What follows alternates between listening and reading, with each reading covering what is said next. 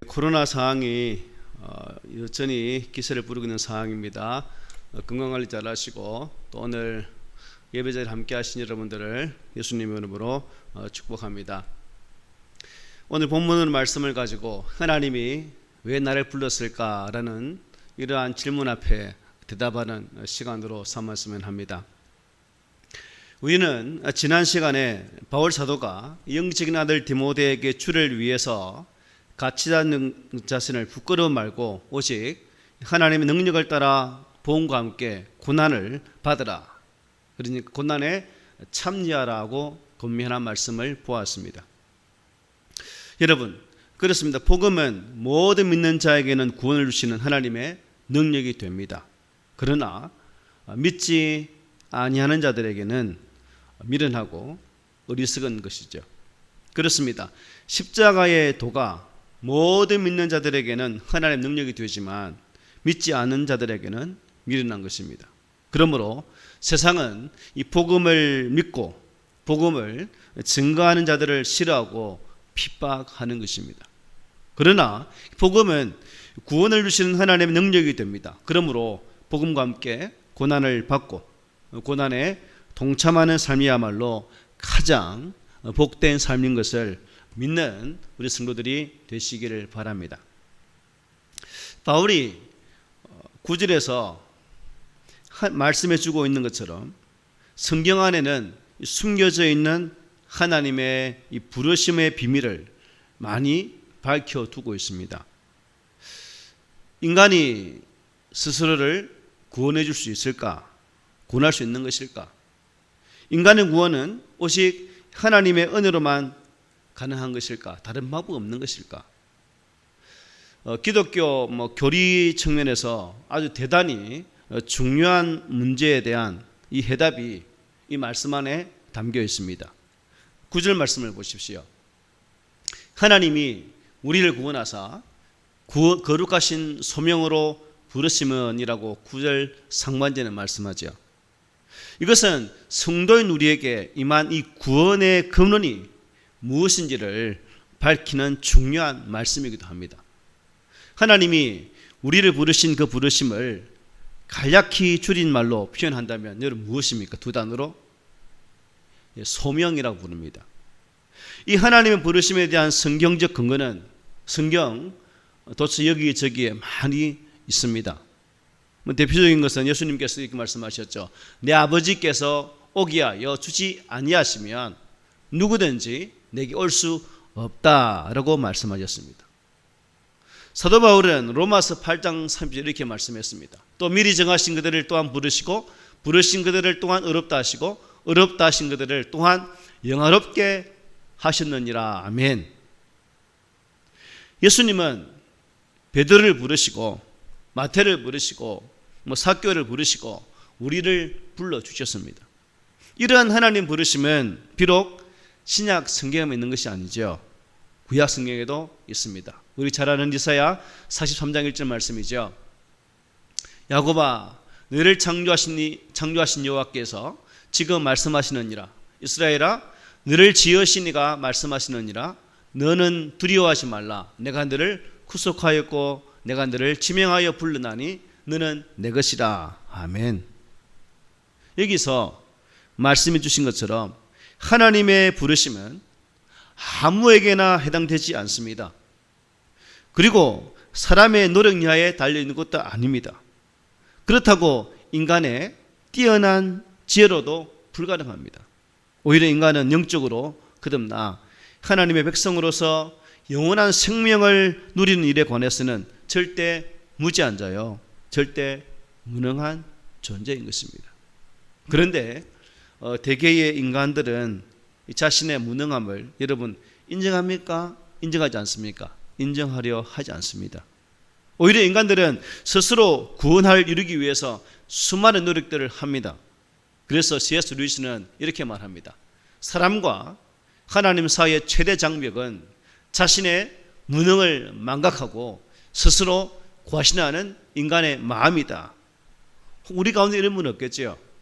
우리는 우리 인간의 지혜를 의지하지 말고 오직 우리의 근원 되시는 구원의 근본 되시는 하나님을 의지함을 통해서 참 구원의 은혜를 누리시기를 바랍니다.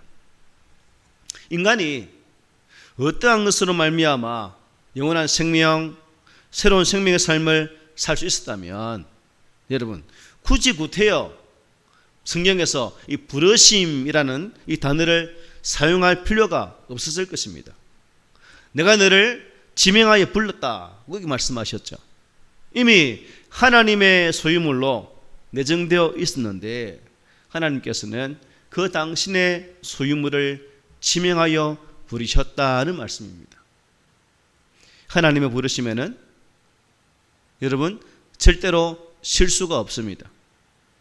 그리스도의 양이 아닌 자는 결국은 어때요? 다 내쫓기게 되었습니다. 요한복음 10장 27절 말씀이죠. 내 양은 내 음성을 들으며 나는 그들을 알며 그들은 나를 따르느니라. 아멘. 주님 이렇게 말씀하셨죠. 나를 따른다는 말씀은 끝까지 따르는 것을 의미합니다. 어떤 고난의 길이라도 주님을 따르는 일에 낙오되지 않는 것을 말씀해요. 우리는 이 사실을 명심함으로써 하나님 앞에서 자신의 무능함을 겸손히 인정하고 하나님과 주의 십자가의 그 은혜를 더욱 의지하는 성도들이 되시기를 바랍니다. 9절 하반절 말씀 보십시오. 우리의 행위대로 하심이 아니요 오직 자기의 뜻과 영원 전부터 그리스도 예수 안에서 우리에게 주신 은혜대로 하심이라. 아멘. 하나님은 왜 우리를 부르셨는가? 그 이유가 무엇이겠습니까? 본문은 말씀하시기를 첫째로 우리의 행위대로 하심이 아니었다라고 말씀하죠. 다시 말하면 우리의 도덕적인 행위에 따르지 아니었다는 것입니다. 우리에게 어떤 구원을 받을 만한 조건이 있어서 하나님께서 우리를 부르신 것이 아니라는 것이죠. 바울은 고린도전서 1장 26절로 29절에서 이렇게 말씀합니다. 형제들아 너희를 부르심을 보라. 육체를 따라 지혜로운 자가 많지 아니하며 능한 자가 많지 아니하며 문벌 좋은 자가 많지 아니하로다. 그러나 하나님께서 세상에 미련한 것들을 택하사 지혜 있는 자들을 부끄럽게 하려 하시고 세상에 약한 것들을 택하사 강한 것들을 부끄럽게 하려 하시며 하나님께서 세상에 천한 것들과 멸시받는 것들과 없는 것들을 택하사 있는 것들을 피하려 하시나니 이는 아무 육체도 하나님 앞에서 자랑하지 못하게 하려 하심이라. 아멘. 우리에게는 하나님께 자랑할 만한 것이 하나도 없다는 사실, 우리는 죄인으로서 그 죄값 때문에 죽을 수밖에 없다는 사실을 안다는 것은 하나님의 은혜와 사랑을 이해하는 일에 있어서 절대적인 요소인 것을 이 말씀을 통해서 깨닫게 되죠. 왜 하나님 우리를 부르셨을까? 또 하나 본문은 뭐라 말씀하고 있습니까? 우리를 부르심에 있어서 오직 자기 뜻에 따라 하셨다라고 말씀하고 계시죠. 하나님의 뜻은 무엇입니까? 하나님이 왜 우리를 창세전에 그리스도 안에서 예정하셔서 당신의 아들로 삼으신 것일까요? 이렇게 하신 하나님 뜻이 여러분 어디에 있는 것입니까? 이에 대해서 아는 사람은 아무도 없죠. 하나님은 그 뜻을 영원하신 당신의 영광 안에 두셨기 때문에 이 피조물의 지혜로서는 아무도 알 수가 없는 것입니다. 우리 인간의 지혜로 알 수 없다 해서 여러분 그것을 왜 그렇게 하셨는가 하고 하나님께 따지거나 하나님께 이렇게 질책할 수는 없는 거죠. 그것은 하나님은 창조주이시고 우리는 그가 만드신 피조물에 불과하기 때문입니다. 만드심을 받은 자는 만드신 분에게 순종해야 하고 그분의 뜻에 합당한 그릇으로 사용되어서야 된다는 것입니다. 그래서 바울은 로마서 9장 18절로 23절에서 이렇게 말씀합니다. 그런즉 하나님께서 하고자 하시는 자를 긍휼히 여기시고 하고자 하시는 자를 완악하게 하시느니라. 혹 네가 내게 말하기를 그러면 하나님이 어찌하여 허물하시느냐? 누가 그 뜻을 대적하느냐 하리니, 이 사람아, 내가 누구이기에 감히 하나님께 반문하느냐? 지음을 받은 물건이 지은 자에게 어찌 나를 이같이 만들었느냐 말하겠느냐? 토기장이가 진흙 한 덩이로 하나는 귀 쓸 그릇을, 하나는 천이 쓸 그릇을 만들 권한이 없느냐? 만일 하나님이 그의 진노를 보이시고 그의 능력을 알게 하고자 하사 멸하기로 준비된 진노의 그릇을 오래 참으심으로 관용하시고, 또한 영광 받기로 예비하신 바 긍휼의 그릇에 대하여 그 영광의 풍성함을 알게 하고자 하셨을지라도 무슨 말을 하리요? 아멘. 우리 인간의 지혜로 이해가 될 수 없어도 우리는 하나님이 하시는 일에 대하여 왈가왈부할 수 있는 처지에 있는 것이 아닙니다. 그분은 토기장이처럼 자신의 원하시는 뜻을 어떤 일이라도 처리하실 수 있는 분이십니다. 그러면 여러분, 이 하나님의 뜻은 어떠한 표준으로 언제 세우신 것일까요? 영원 전부터 이미 세워놓으셨다라고 성경은 증거합니다. 여러분과 나에 대한 구원은 어제 오늘에 일어난 일이 아니라는 것입니다. 이 세상에서 계획된 일도 아닙니다. 하나님께서 당신의 뜻을 따라 영원 전부터 세우신 일이란 사실을 우리는 알아야 되는 거죠.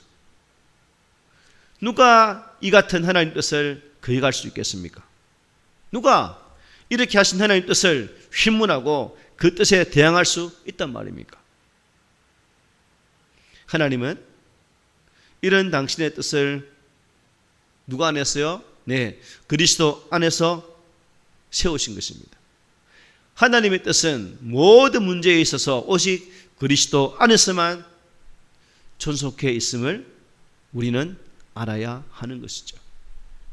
사랑하는 성도 여러분, 하나님은 우리를 부르심에 있어서 우리에게 주신 은혜대로 하셨다라고 말씀합니다. 은혜란 대가 없이 그려주시는 선물을 의미합니다. 우리는 하나님의 부르심에 분명한 이 은혜의 선물을 깨닫고 또 이 부르심에서 비롯된 우리의 구원이 이처럼 귀중한 것임을 알고 참 그 은혜와 사랑 안에서 믿음을 견고히 세워나가는 그러한 성도들이 되시기를 바랍니다. 아멘. 자, 우리를 부르신 이 하나님의 섭리가 예수 그리스도로 말미암아 나타났다고 증거한 바울은 이제 10절에서 이렇게 말씀하죠. 이제는 우리 구주 그리스도 예수의 나타나심으로 말미암아 나타났으니라고 말씀합니다. 하나님의 모든 섭리는 무엇이건 그리스도 안에서 이루시기 때문에 그리스도의 나타나심, 그러니까 그리스도께서 말씀이 육신이 되어 세상에 오신 일은 하나님의 구원의 섭리를 이루시는 일에 절대적인 역할을 하게 되었다 하는 것입니다. 여기서 우리가 알아야 할 것은 하나님의 이 창조적 역사는 오직 우리 인간의 창조가 그 중심이 된다는 사실입니다. 인간을 제외한 모든 만물의 창조는 어떻습니까, 여러분? 하나님의 창조에 아무런 의미도 없었습니다. 그렇기 때문에 이 세상에 필요한 모든 것을 창조하신 후에 어떻게 했습니까? 맨 뒤에 우리 사람을 만드셨습니다. 그리고 그 인간에게 모든 다스리는 권세를 부여해 주셨던 것입니다. 그러나 참 인간의 타락은 이 하나님의 창조의 모든 영역을 어떻게 해요? 더럽히고 말았습니다. 그러므로 만물의 회복은 결국 인간의 회복으로서만이 가능하게 된다. 즉 깨어진 하나님과 인간의 관계가 온전히 회복되어질 때에 가능하다 하는 것입니다. 그래서 바울은 로마서 8장 19절로 21절에서 이렇게 말씀합니다. 피조물이 고대하는 바는 하나님의 아들들이 나타나는 것이니 피조물이 허무한데 굴복하는 것은 자기 뜻이 아니요 오직 굴복하는 굴복하게 하시는 이로 말미암으니라. 그 바라는 것은 피조물도 썩어짐의 종로를 탄 데서 해방되어 하나님의 자녀들의 영광의 자유에 이르는 것이니라고 말씀했습니다. 예수님께서 세상에 나타나신 일은 하나님의 모든 창조 역사에 그 영향이 미치지 않는 곳이 없습니다.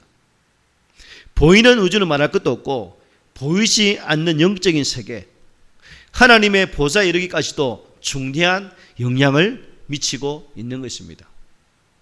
계시록 5장에서 이 어린 양 되신 그리스도께서 등장했을 때 내 생물은 말할 것도 없고 24장로들과 천천만만의 모든 천사들과 하늘 위와 땅 아래와 땅 아래 바다 위에 그 가운데에 있는 모든 만물들이 찬양과 영광을 우리 예수님께 돌리는 놀라운 모습을 우리가 성경을 통해 보지 않습니까?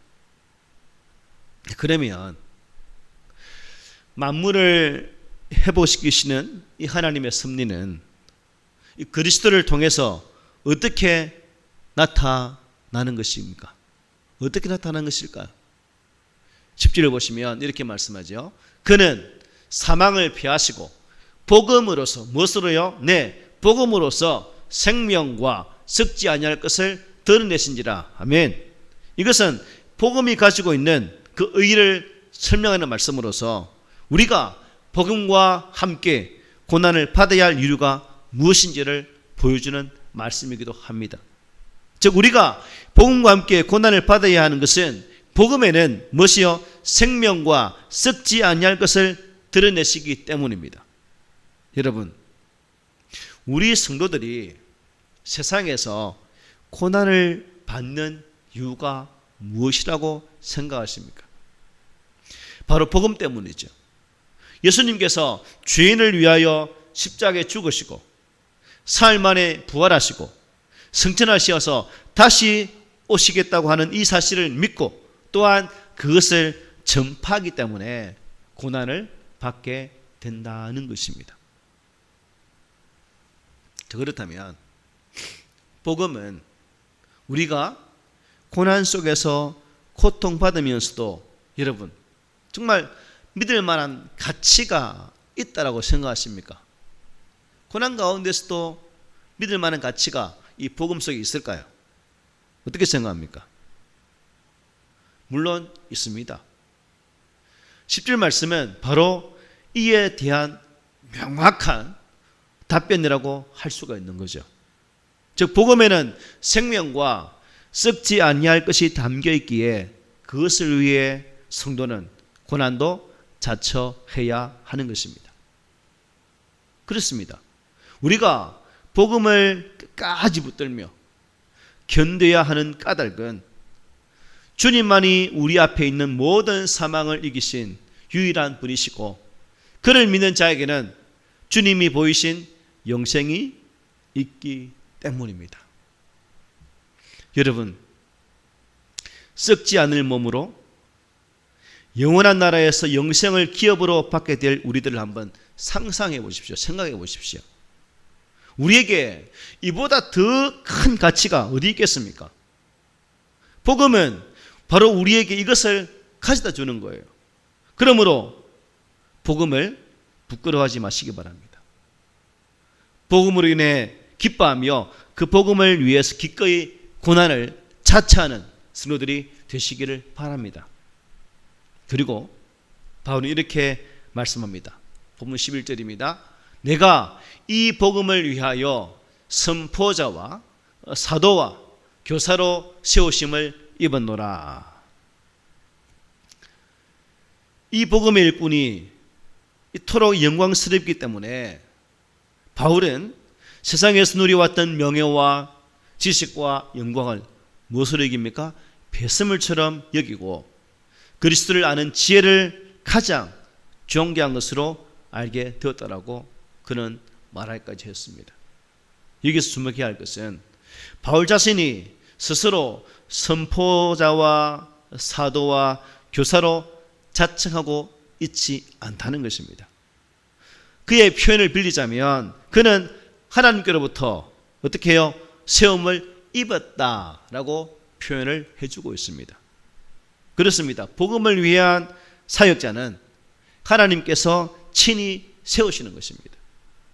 이렇듯 과거에 바울을 세우신 하나님은 지금도 그러한 사역자들을 세우고 계십니다.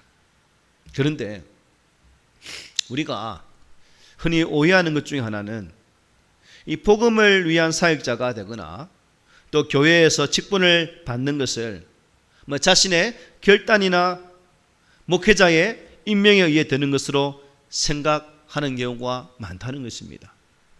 따라서 그러한 직분으로 인해서 교만하거나 또는 그 직분에 소홀히 할 경우도 있다는 거예요. 여러분들 어떻습니까?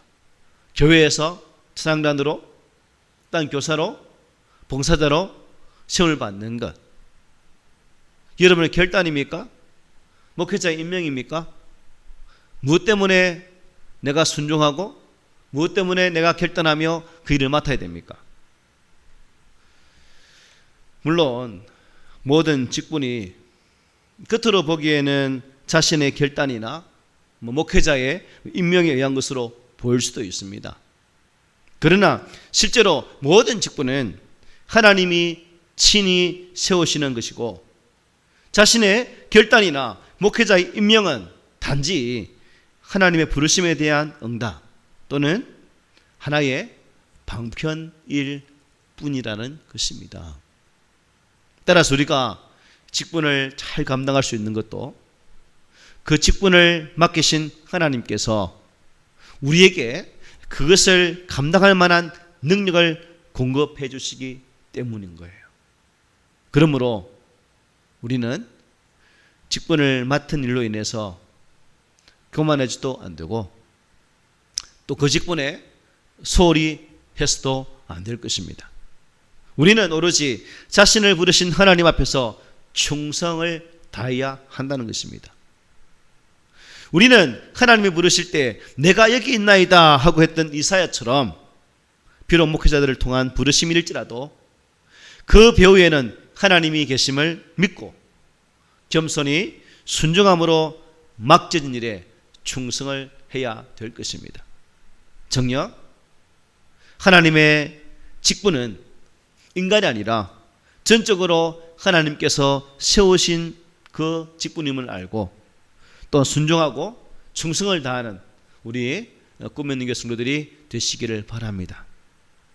마지막으로 12절을 보면 바울은 복음으로 인해 고난을 당할 때에도 부끄러워하지 않는 것은 뭐라 말씀합니까?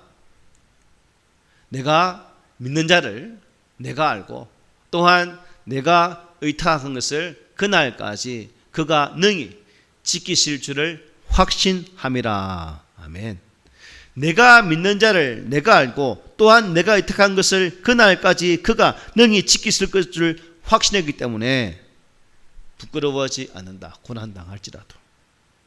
바울이 복음으로 인한 고난을 부끄럽게 생각하지 않을 수 있었던 것은 그가 하나님과 약속에 대한 그의 신실성에 대한 분명한 확신이 있었기 때문이라는 것입니다.